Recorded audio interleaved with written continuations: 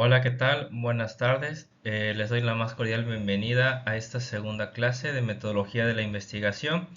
Y bueno, en esta clase vamos a continuar con el siguiente apartado de su protocolo de investigación en el capítulo 4 de metodología, que en este punto vamos a revisar sobre los métodos e instrumentos de recolección de datos, que es un tema que ya vimos de manera superficial anteriormente, pero que aquí tenemos que retomar qué es lo que ustedes van a redactar en este apartado de la metodología. Pues bien, en esta clase vamos a abordar un poco sobre estos temas, sobre los instrumentos, la calidad, la fiabilidad, la validez y sobre todo los requisitos que deben de tener su instrumento para poder ser utilizado. Bueno, dentro de la teoría de la medición, aquí nosotros vamos a abarcar, ¿sí?, a esta parte de cómo se miden las cosas. Esta teoría de la medición fue desarrollada por matemáticos, estadísticos y otros investigadores para guiar el modo en el que se miden las cosas. Las reglas de medición fomentan la consistencia del modo en que los individuos realizan mediciones, de modo que un método de medición usado por una persona tiene que producir los mismos resultados de manera constante si se aplican en una y en otra persona o de manera repetida. Ahora bien, dentro de la inmediatez de la medición, los investigadores primero deben investigar el objeto y las características, elemento, evento o situación que va a medir su estudio, que en este caso nosotros tenemos que identificar cuáles son las variables que nosotros vamos a medir. En algunos casos tenemos que identificar el objeto que se va a medir, determinar cómo medirlo, pues a veces es bastante sencillo, como al medir el peso y la altura. Para eso nosotros tenemos medidas directas y medidas indirectas.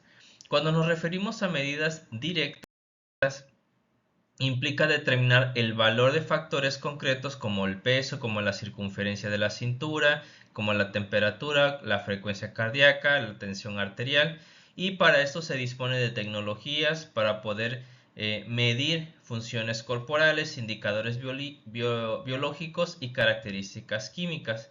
En esta parte es algo que nosotros podemos medir de manera física, palpable. Por ejemplo, para medir la tensión arterial, nosotros tenemos el baumanómetro, el esfigmomanómetro para poder evaluar cuál es la presión arterial de nuestro paciente. Para poder medir la temperatura tenemos un termómetro en sus diferentes presentaciones y nos da un parámetro que ya se estableció previamente y en el que nosotros podemos determinar esta medida directa de cuánta temperatura tiene en este momento nuestro paciente. ¿Ok? Ahora, otra de que en enfermería y en ciencias de la salud se miden a menudo medidas indirectas o indicadores de conceptos, ¿sí? En este caso vamos a medir algo concreto como una idea, ¿sí? Alguna característica, algún concepto abstracto, ¿sí? Como el dolor, el afrontamiento, la depresión, la adherencia. Por ejemplo, el afrontamiento no se puede ver, la depresión no se puede ver a simple vista, y no puedes decir si la persona está así tiene depresión baja, si de este lado tiene depresión alta. No es algo que se pueda medir. Por eso es necesario que se tenga una medida o algo que nos permita evaluar de manera indirecta este concepto, ¿sí? Como no se puede medir, entonces la única estrategia es elaborar múltiples indicadores que nos permitan evaluar esa variable. De aquí es que vamos a utilizar, por ejemplo, los instrumentos de medición, y los cuales deben de pasar por un sinfín de pruebas de validez y confiabilidad para que realmente nos aseguremos de que podamos medir aquello que nosotros realmente estamos midiendo, ¿sí? Si estamos midiendo dolor y no estamos midiendo otra cosa, ¿sí? Por esto es importante resaltar que ustedes como estudiantes de licenciatura no pueden crear instrumentos como se nos ocurre, sino o simplemente con preguntas que a lo mejor posiblemente no evalúan de manera concreta la variable que ustedes quieran evaluar en su estudio, sino que tenemos que utilizar de preferencia instrumentos que ya hayan pasado por este proceso de validación, ¿sí? Bien. Tenemos, por ejemplo, el concepto del dolor. En el dolor nosotros tenemos múltiples mediciones para poder evaluar el dolor. Tenemos diferentes escalas, medidas fisiológicas, lo podemos medir a través de la observación. Sin embargo, hemos podido utilizar esta escala de colores, por ejemplo, para los niños, o de caritas, de que de tal o de tal color si te duele mucho, de tal color si te duele, si no te duele, si te duele mucho. Ahí lo pueden indicar a través de esta escala. Pensando en esta escala, cuantificarla en un esquema, por ejemplo, de 1 a 10 o de 0 a 10, por ejemplo. De 0 a 10, ¿cuánto te duele? ¿Sí? Entonces, aquí, aunque a cada persona puede evaluarse de manera muy subjetiva, el dolor es muy subjetivo y que también influye algunos factores, como por ejemplo el umbral del dolor. El umbral del dolor en una persona puede ser 1 y en otra persona puede ser muy diferente. Por eso en este tipo de escalas, por ejemplo del 1 al 10 o del 0 al 10, la persona va a cuantificar cuánto le duele. Ahora, si no sabe leer, no sabe contar del 1 al 10, pues bueno, tenemos la escala de colores o la escala de caritas. Entonces, esta escala nos permite evaluar qué tanto dolor puede tener la persona en este lugar. Y lo que estamos evaluando es el dolor en diferentes mediciones, algunas mediciones que también pueden ser fisiológicas o a veces también por la observación. Ahora, dentro de los niveles de medición, tenemos que identificar cómo vamos a medirlo. Para eso hay una clasificación de los niveles de medición, si es nominal, si es ordinal, de intervalo de razón. Las nominales son aquellas que nos representan características excluyentes o categorías exhaustivas, que nombran, por eso es nominal, porque nombran alguna característica. Por ejemplo, si es hombre, si es mujer, si es casado, soltero, no hay un nivel, sino simplemente nombra una característica. Ahora, por el contrario, el nivel ordinal tiene categorías ordenadas, ¿sí? Que existe una connotación de orden, por ejemplo, primero, segundo, tercero, cuarto. La persona está en un cierto nivel de orden, ¿sí? Ahora, cuando son numéricas, aquí podemos distinguir entre intervalo y razón. Por ejemplo, en el de intervalo, las características con igual de intervalo, categorías ordenadas, ¿sí? Y por ejemplo, el cero no significa exactamente la ausencia de la característica. Sin embargo, en los de razón sí hay un cero absoluto, que donde quiere decir que el cero es la ausencia total de la característica o de lo que estamos midiendo, ¿sí? Es categoría con igual de intervalo y con categorías ordenadas, ¿ok? Bueno, eso también ya más adelante lo vamos a retomar en estadística para poder identificar esta clasificación de las variables. Ahora, enfocándonos un poco más hacia lo que son los instrumentos y las preguntas, vamos a preguntarnos primero cuáles son los tipos de instrumento. En este caso, los tipos de instrumento que nosotros podemos identificar en la literatura pueden ser cuestionarios, que pueden estar basados en preguntas, que pueden ser cerradas o abiertas. Sus contextos pueden ser autoadministrados, puede ser una entrevista personal, vía telefónica, vía internet. Ahorita, como bueno, ya también se han utilizado desde la pandemia para acá con más énfasis estos instrumentos electrónicos o estos formularios electrónicos. Sin embargo, se tiene que tener una buena justificación de por qué se está utilizando un formulario electrónico y no un instrumento en físico de lápiz y papel, ¿sí? Ahora, las escalas de medición de actitudes también pueden tener un escalamiento tipo Likert, diferencial semántico, un escalograma de Goodman, ¿sí? Otros tipos pueden ser análisis de contenido, observación, pruebas estandarizadas, datos secundarios, aparatos, equipos. Dentro de los tipos de preguntas pueden ser preguntas cerradas, pueden ser preguntas mixtas, pueden ser preguntas abiertas no estructuradas. El instrumento tiene que tener, un instrumento puede tener un solo tipo de preguntas o puede tener diferentes tipos de preguntas dependiendo de la característica que está evaluando y dependiendo de la estructura propuesta por los autores. Dentro de las respuestas podemos tener diferentes. Podemos tener respuestas dicotómicas, aquellas que solamente son sí y no, y también podemos tener aquellas que son de opción múltiple, como por ejemplo cuando ustedes entraron a la universidad y presentaron un Ceneval, tenían un cuestionario con respuestas múltiples, ¿ok? Ahora, dentro de estas respuestas múltiples tenemos la escala tipo Likert. Esta escala de tipo Likert, ¿sí?, es un método desarrollado por Rensis Likert en 1932. Se trata de un enfoque vigente y bastante popularizado, ¿sí?, que consiste en un conjunto de ítems presentados de forma de afirmaciones o de juicios ante los cuales se pide la reacción de los participantes. Es decir, se presenta cada afirmación y se solicita al sujeto que exprese su reacción eligiendo uno de los 5 puntos de categorías o escalas. Es decir, nosotros vamos a presentar la pregunta y vienen una serie de respuestas. A lo mejor ya han visto o sus cuestionarios tienen esta característica. Es decir, tenemos estas alternativas de respuesta. Por ejemplo, que puede ir desde muy de acuerdo hasta muy en desacuerdo. Y otra característica es que cada una de las respuestas tiene un puntaje. Por ejemplo, de muy de acuerdo 1 y muy en desacuerdo 5 o viceversa, dependiendo aquí el autor lo que esté evaluando. Otra cosa importante de identificar en la escala de tipo Likert es la dirección del ítem, si es positiva o si es negativa. Por ejemplo, el tipo de respuesta arriba de 1 a 5 tenemos de totalmente en acuerdo hasta totalmente en desacuerdo. Y la dirección de la pregunta es negativa. ¿Por qué? Porque la pregunta dice, el personal o el enunciado. El personal de enfermería no entendió mis necesidades de cuidado, ¿sí? Si yo estoy poniendo totalmente en acuerdo, pues le voy a dar un puntaje de 1, ¿sí? Pero si estoy totalmente en desacuerdo, le voy a dar un mayor puntaje, porque entonces eso quiere decir que sí entendió mis necesidades.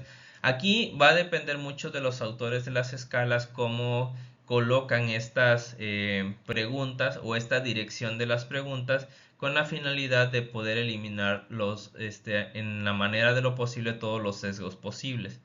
Ahora, en la otra es con una dirección positiva.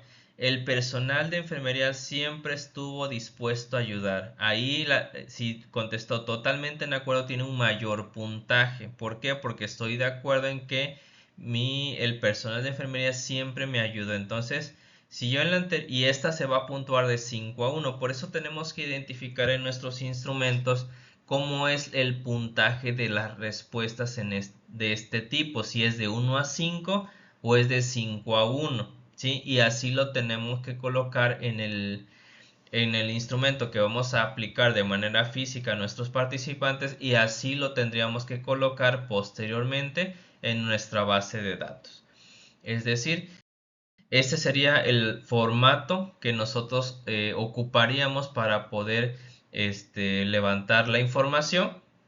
Y nosotros, por ejemplo, a la persona, al estudiante o a la persona que vayamos a encuestar, le vamos a dar algo similar a eso, en el que él puede ir tachando cuál sería la pregunta, y posteriormente esa información la vamos a ver cómo se va a trasladar en la base de datos cuando ya veamos ese tema. Pero por ejemplo, para que entendamos que la escala de tipo Likert puede tener un enunciado en dirección negativa o positiva, y que de eso va a depender la puntuación que van a tener las respuestas, y eso debe de quedar claro en el caso de ustedes, porque cada instrumento se evalúa y se puntúa diferente, y a lo mejor los tipos de respuesta, aunque sea el tipo Likert, tienen diferentes respuestas, pero sigue siendo una escala tipo Likert, ¿ok? Ahora, ya que identificamos esto, nosotros tenemos que revisar o determinar cuál es la calidad de los instrumentos de medición que nosotros vamos a utilizar para evaluar nuestras variables en nuestro estudio. Es por esto que tenemos que revisar los requisitos de un instrumento de medición, que tienen que tener tres. Debe de tener confiabilidad, debe de tener objetividad y debe de tener validez. Ahora, con respecto a la confiabilidad, que también en algunos casos se le denomina fiabilidad, vamos a ver las características. En este caso, la fiabilidad se centra en la consistencia interna de un método de medición. Se refiere al grado en el que su aplicación repetida al mismo individuo u objeto produce resultados iguales, produce resultados consistentes y coherentes. Y en la validez nosotros vamos a determinar lo bien que un instrumento mide el concepto abstracto que examina o que dice medir, ¿sí?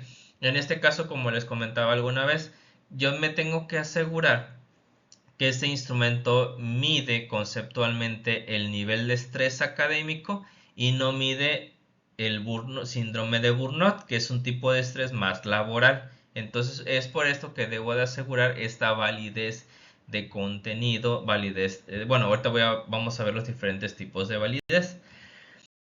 Que en este caso la fiabilidad podemos evaluarla de tres maneras: la estabilidad, la equivalencia y la homogeneidad. Dentro de estas tres, la más utilizada y la más reportada es la de homogeneidad, y el coeficiente más utilizado en la mayoría de los estudios, lo que reportan es la consistencia interna. ¿Ok? En cuanto a la validez, podemos evaluar la validez de contenido, la validez de constructo y la validez de criterio. Ahorita vamos a ver cada uno de ellos en qué consisten y qué es lo que nosotros podemos revisar en los instrumentos para poder determinar si podemos o no utilizar un instrumento. En cuanto a la fiabilidad, tenemos diferentes tipos de confiabilidad.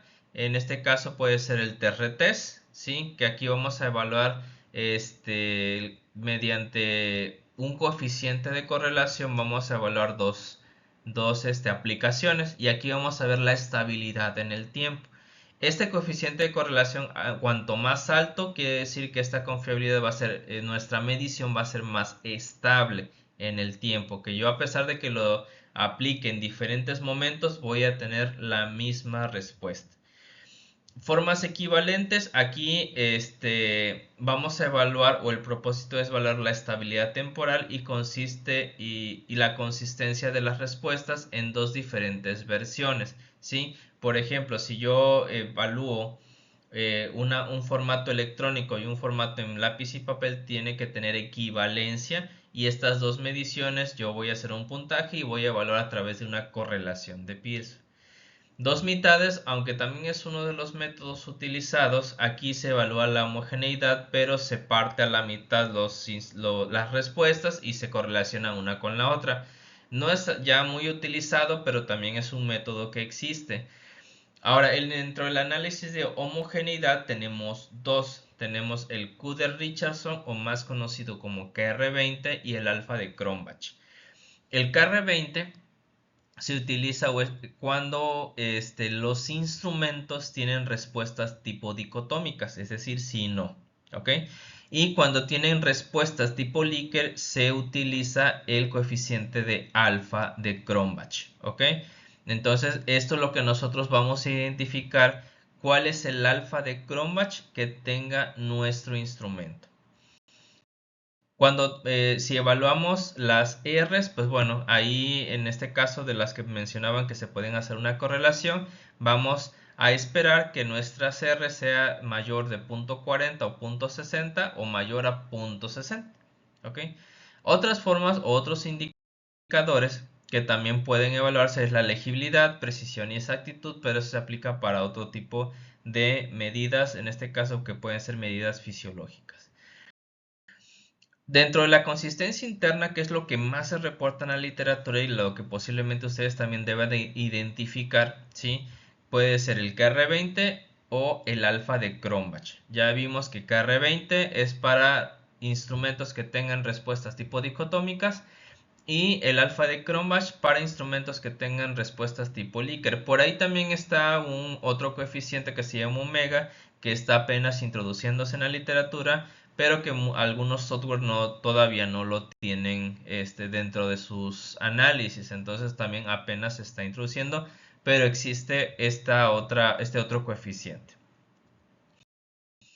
Ahora, centrándonos en la consistencia interna, se utiliza para las escalas con múltiples ítems, en las que cada ítem se relaciona con todos los demás para determinar su consistencia. El alfa de Cronbach es la medida más usada para la fiabilidad interna, y este solo se puede calcular para datos de nivel de intervalo de razón, es decir, que a través de estas respuestas tipo Likert tenemos una puntuación, y esta puntuación la podemos sumar al final, y con eso nosotros podemos calcular el coeficiente de alfa de Cronbach, que en este caso, cuando utilicemos el programa SPSS, entonces ahí vamos a calcular este coeficiente de alfa de Cronbach. Aquí lo importante, por ahí les había comentado alguna vez cuando veíamos los instrumentos, cuando ustedes iban a buscar sus instrumentos, es que tuvieran instrumentos con alfa de Cronbach mayor a 0.7. De acuerdo a esta literatura, dice que el 0.7 es aceptable, 0.8 bueno, 0.9 excelente. El 0.6 puede ser cuestionable, por eso es que les decía que no era recomendable tenerlo. 0.5 pobre, y menor a 0.5 inaceptable. Aquí también tenemos que ver también diferentes posturas, diferentes autores, y también tenemos que ver el tipo de estudio, ¿sí? Por ejemplo, de acuerdo a estos autores, ¿sí? Ahí ellos van a dar también una interpretación del alfa de Cronbach. Por ejemplo, el 0.6, aunque en el otro, en la otra diapositiva decía que no era aceptable. Sin embargo, estos autores mencionan que puede ser aceptable solamente para estudios exploratorios, o en este caso también se puede interpretar como de estudios descriptivos. ¿Por qué? Porque no vamos a hacer una predicción, no vamos a explicar, no vamos a hacer nada, solamente vamos a decir si tiene o no la característica, frecuencias, porcentajes, nada más. No vamos a describir. Por eso en algunos casos se pudiera aceptar de 0.6. Sin embargo, lo recomendable sería mayor a 0.7. ¿Sí? Ahora, si fuéramos a hacer estudios confirmatorios, ahí sí, el alfa de Cronbach tiene que ser forzosamente mayor a 0.7. Y si son estudios explicativos, pues mayor a 0.8. ¿Ok? Ahora, esta consistencia debe considerar un coeficiente mayor de 0.9. También puede decir que puede haber redundancia en los ítems, ¿sí? Que a lo mejor hay algunos ítems que se están repitiendo o que evalúan cosas similares. Entonces ya ahí a lo mejor se tendría que reducir el instrumento, pero eso ya es cuando se hace una segunda validación. Si los datos son dicotómicos, se debe utilizar el KR20 para estimar esta consistencia interna. ¿Ok? Entonces, esto es lo que nosotros tenemos, una de las cosas que tenemos que identificar en nuestro instrumento. También cada uno de los instrumentos pasa por, o esta fiabilidad se debe de pues presentar en los estudios. Sin embargo, muchas veces no se presenta, pero al menos la mayoría, hasta donde yo a veces he visto, siempre reportan alfa de Cronbach regularmente. ¿Ok? Entonces en nuestros estudios sí tenemos que reportar este alfa de Cronbach. Ahora bien, pasándonos a la parte de validez, ¿sí? Tenemos diferentes tipos de validez. En la primera vamos a evaluar el contenido, ¿sí? En este caso el círculo representaría el contenido total del concepto, y el cuadrito o el rectángulo simularía la validez de contenido, es decir, qué tanto de mi instrumento abarca el contenido teórico de ese concepto. Es decir, si yo voy a evaluar un dominio de mi variable, tengo todas esas letras que implican ese contenido del concepto que yo estoy evaluando. Un instrumento con validez de contenido debe de tener la mayoría de ese contenido teórico, ¿sí? Y por ejemplo, en el otro instrumento que nada más estoy evaluando dos aspectos de ese concepto, pues se pudiera decir que no tiene validez de contenido. ¿Quién lo va a determinar esa validez de contenido? Pues bueno, para esto yo tengo, cuando yo hago un instrumento y quiero validarlo y quiero revisar la validez de contenido, yo tengo que juntar a jueces expertos en esa área. Por ejemplo, si yo voy a evaluar algo sobre, no sé, algún tema psicológico, algún tema de algún cuidado, pues yo tengo que juntar expertos en esa área. Por ejemplo, si yo voy a evaluar calidad de vida en mujeres con síndrome de ovario poliquístico, pues bueno, yo tengo que buscar a médicos, enfermeras que sean expertos en esa área de atención a mujeres con esta característica. Y ellos me van a decir si lo que yo estoy evaluando realmente es calidad de vida en ese tipo de mujeres o hay alguna otra que a lo mejor a mí se me esté pasando o que a lo mejor algo que a lo mejor es irrelevante. Entonces yo hago mi instrumento, reúno a este grupo de jueces y puedo obtener su consenso de este instrumento que me evalúen las preguntas, ¿sí? Este consenso se hace también unas pruebas estadísticas que se llama capa de Fleiss y se evalúa de 0 a 1. Entre más alta, pues obviamente va a haber mayor concordancia. En este caso se evalúa por este índice que se le llama índice de validez de concordancia o de contenido. De 0 a 1, entre más alto, pues obviamente va a haber una mayor concordancia y se puede aceptar o rechazar un ítem o una pregunta del instrumento. Cada pregunta del instrumento los jueces lo van a calificar de 1 a 4 de que va irrelevante, algo relevante, bastante relevante y altamente relevante. ¿Sí? Con esas respuestas yo tengo que hacer el cálculo de este índice de concordancia para poder determinar si un ítem es aceptable o no. Si a lo mejor me puntuaron con 1 y con 2 algunos ítems, tengo que revisarlos y de preferencia removerlos. Por eso cuando se hace esta validez de contenido es cuando se está creando el instrumento y por ejemplo de 50 ítems me pueden quedar a lo mejor 30 y ahí se redujo un poco. Pero por eso se tiene que pasar por esta evaluación para asegurar que estemos evaluando lo que estamos diciendo y no otra cosa. Por eso se le llama validez de contenido y está más enfocado al contenido teórico. ¿Ok? Ahora bien, tenemos la validez de constructo, ¿sí? Ahí nosotros también son análisis más complejos, como los análisis factoriales, en los que nosotros vamos a determinar que esa estructura o vamos a revisar cómo se estructura nuestro instrumento. En este caso, consiste en determinar si el instrumento mide en realidad el constructo teórico que pretende medir y este constructo es una variable medida y tiene lugar dentro de una hipótesis, una teoría o un modelo teórico. Este constructo puede ser un concepto complejo, generalmente comprende más de un concepto y son construidos para atender un propósito objetivo. Por ejemplo, un constructo puede ser la calidad de vida. Es un constructo teórico que no lo puedes observar a simple vista, pero que a través de este instrumento se puede evaluar este constructo.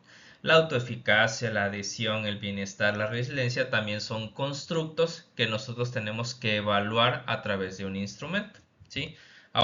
Ahora, para esta validez, el constructo es una entidad teórica intangible que será operacionalizada a través de los ítems. Por ejemplo, en la escala de autoestima, pues tenemos 10 ítems que evalúan la autoestima, ¿sí? De la autoeficacia también y así sucesivamente. El dolor, la ansiedad, la fatiga son constructos que pueden medirse a través de la frecuencia, de la intensidad o de la duración. Se puede evaluar también de acuerdo a la evidencia publicada a través de grupos de contrastes, a través de convergencia, divergencia y dimensionalidad. De esto solamente les voy a hablar del último, que es el que también a lo mejor también hay un mayor número de artículos. A veces hay algunos autores cuando evalúan la validez de un instrumento que dicen validación de instrumento, sí evalúan o sí reportan la divergencia, la convergencia y la dimensionalidad. Otros pues solamente reportan la dimensionalidad. Dentro de las más reportadas es esta, la que vamos a ver ahorita, que es en este caso, la dimensionalidad. ¿A qué se refiere la dimensionalidad? Pues bueno, todos los ítems en una escala se relacionan con una única variable latente, que la variable latente sería el constructo, como la autoeficacia, por ejemplo. O es necesario más de una variable latente para poder explicar la variabilidad de las observaciones.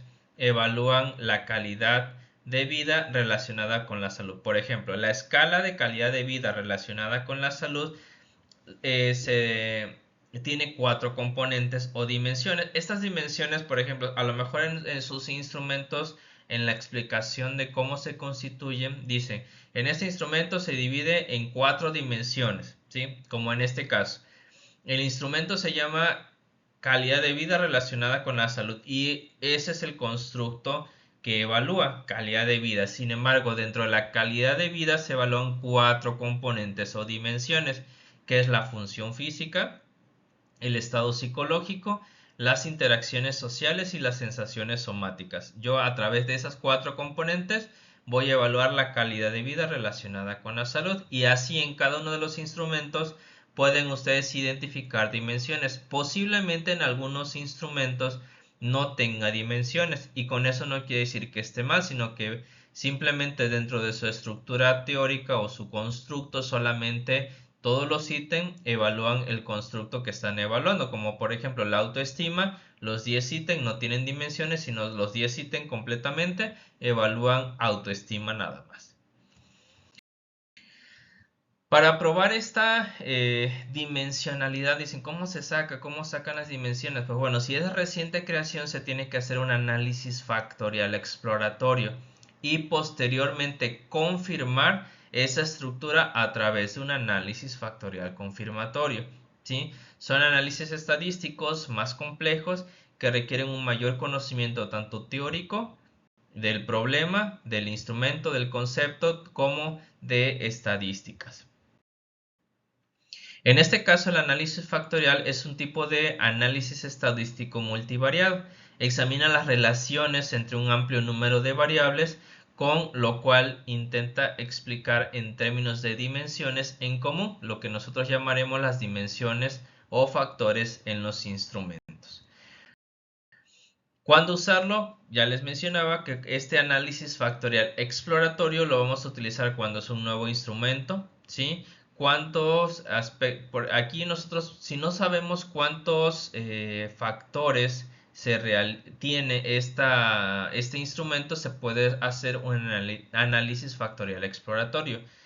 Pero cuando hacemos una adaptación y ya sabemos cuántos son, pues solamente podemos ir directamente a un análisis confirmatorio si ya tenemos seguridad de la estructura teórica de este instrumento. Sin embargo, cuando a veces se hacen adaptaciones, muchas veces también se cambia esta estructura en cada población. ¿Qué es lo que pasa cuando se hace un instrumento? Por ejemplo, la mayoría de los instrumentos se hacen en inglés, ¿sí? Entonces nosotros para poderlo utilizar en México tenemos que hacer una traducción y adaptación cultural a nuestro lenguaje. Entonces, al aplicarlo acá en México probablemente no sean las mismas dimensiones.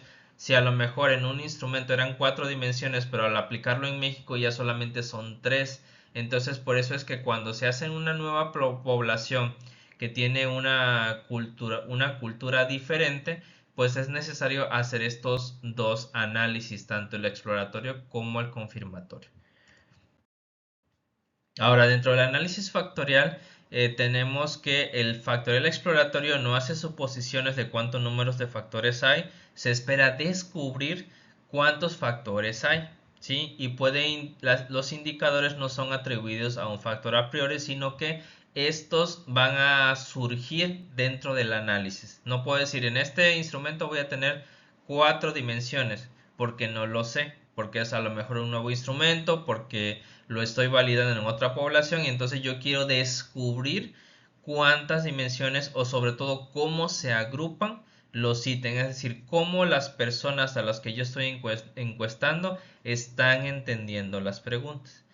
Ahora, en el análisis confirmatorio asume un cierto número de factores, es decir, ya en el exploratorio ya me dijo cuántas dimensiones, entonces ya aquí estoy asumiendo ese número de factores o indicadores relacionados con ellos y prueba si este modelo asumido realmente es consistente con los datos observados a través de algunos indicadores, ¿sí? Para poder determinar estos, o también se le llaman ajustes, si estos ajustes cumplen con los estimadores de confianza y si realmente se ajusta correctamente de acuerdo a diversos parámetros.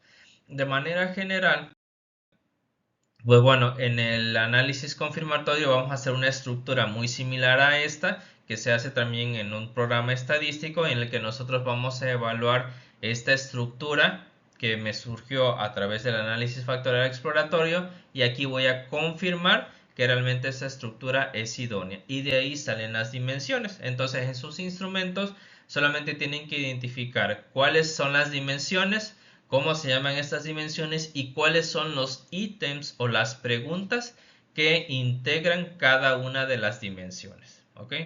Ahora, dentro de los requisitos de los instrumentos, para ahí ya en clases anteriores ya habíamos revisado cuáles eran los requisitos que tienen que tener los instrumentos para poderlos elegir. Sin embargo, a manera de repaso, tenemos que buscar que el instrumento tenga confiabilidad y tenga validez, que esté dirigido a la misma población de estudio. Es decir, si ustedes van a evaluar consumo de alcohol o van a evaluar, no sé, autoestima en adolescentes, el instrumento debe estar evaluado o validado en adolescentes, ¿sí? Si su instrumento fue creado para universitarios, pero ustedes lo quieren aplicar en adolescentes, tienen que revisar que haya una adaptación a población adolescente, ¿ok? Que cuente con la versión para aplicar el instrumento, es decir, que tenga las preguntas y las respuestas, y sobre todo, que es algo que yo siempre les he insistido, es que cuente con la interpretación de los puntajes, es decir, cómo lo vamos a interpretar, si se va a sumar, restar, etcétera. Es decir, por ejemplo, en la escala de presión de Beck, aquí tenemos el inventario, por ahí podemos localizar el alfa de Cronbach, que este ya es un instrumento validado, ya tiene este inventario, tiene una validez en población adolescente. Tiene la escala, tiene el formato de pregunta, tiene los datos sociodemográficos. Estos datos sociodemográficos pueden cambiarse. Ustedes pueden crear una cédula de datos personales, que puede ser cédula de datos personales o bien puede ser cédula de datos sociodemográficos. Aquí, por ejemplo, ahí en este no, nosotros no vamos a colocar nombres por razones de confidencialidad.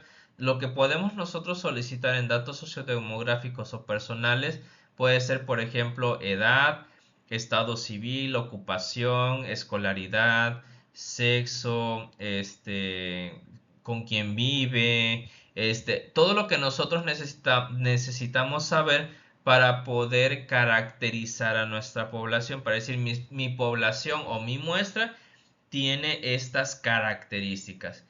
Y aparte, pues ya podemos colocar el instrumento ya con las preguntas, el tipo de respuesta que me marca el instrumento y la puntuación.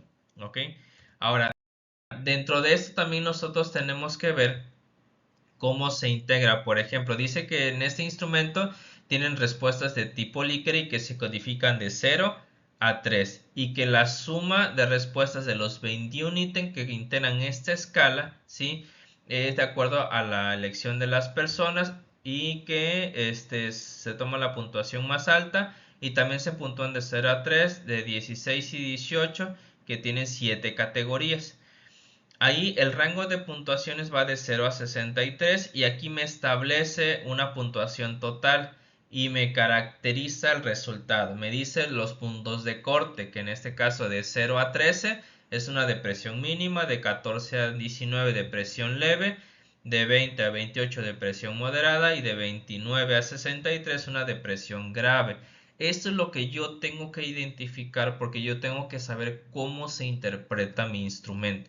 Si yo no tengo eso, al rato que ustedes apliquen instrumentos y tengan la base de datos, no vamos a saber qué hacer con estos datos, porque no tenemos esta parte, la interpretación. Y esto es lo que ustedes también, es parte de lo que ustedes van a redactar en el apartado de instrumento.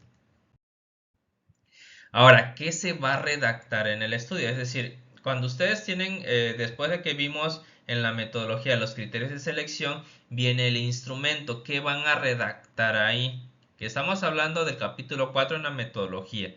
En la parte de instrumento, ahí ustedes no me van a colocar el instrumento que van a aplicar. Ahí ustedes van a hacer una redacción, ¿sí? Ahí van a mencionar el autor, el objetivo del instrumento, cómo está constituido, cuántos ítems tiene, cuántas dimensiones y qué ítem integran cada dimensión, cómo se interpretan los resultados, si se suman, si se restan. pueden hacerse índices de 0 a 100, se pueden utilizar percentiles, etcétera, pero deben de colocar cómo se mide y cuál es la confiabilidad de este instrumento con referencias. Les voy a poner un ejemplo. Ustedes pueden redactar algo similar, no igual. Por ejemplo, para la recolección de los datos se utilizará una cédula de datos personales o bien cédula de datos sociodemográficos, como ustedes gusten y como su asesor les indique. Y en este caso, dos instrumentos. Yo aquí voy a describir uno. En el primero será la escala de autoestima de Rosenberg y ahí le pongo su cita, ¿sí? Porque no hay uno más actual, sino que se refiere a este del 75, la cual evalúa el nivel de autoestima que perciben las personas y se integra por 10 ítems con respuestas tipo Likert de 1 nunca a 5 siempre. ¿Sí? Entonces yo ya estoy describiendo cuántos ítems tiene y las respuestas cómo son y cómo se puntúa. Ahora, la interpretación. Para la interpretación se suman los ítems y se divide en los siguientes puntos de corte. De 0 a 15 baja autoestima, de 16 a 25 autoestima normal, de 26 a 30 a una alta autoestima. Ahí ya puse los datos de confiabilidad. Perdón, ahí puse los puntos de corte, cómo se interpretan los puntajes de la escala. Y ahora la confiabilidad, bueno, y ha presentado una confiabilidad de alfa de cromas de 0.83 en adolescentes, en este caso de Jalisco, y ahí pongo la referencia, y de Ciudad de México, ¿sí? O puedo poner que se ha validado en español en México, en Veracruz, en Tabasco, y ahí tengo que poner las citas correspondientes. Esto es y si ocupan dos, ahora de ahí van a colocar y el segundo instrumento será y ponen la misma estructura, ¿sí? Y obviamente los datos van a cambiar de acuerdo al instrumento. Esto es lo que necesitan redactar en la parte del instrumento, ¿ok? No es el instrumento como tal, sino esta es la redacción que se requiere, ¿ok? Espero que sea de utilidad esta información. Igual pueden consultar esta bibliografía para poder tener una mayor amplitud en cuanto a su conocimiento para poder redactar este apartado. Y pues igual si tienen algunas dudas o preguntas pueden hacérmelas a través de Teams, ¿sí? O enviarme un mensajito por alguna otra plataforma. Estoy a sus órdenes y espero que esto haya sido lo más claro posible y nos vemos en la siguiente clase. Cuídense mucho y hasta luego.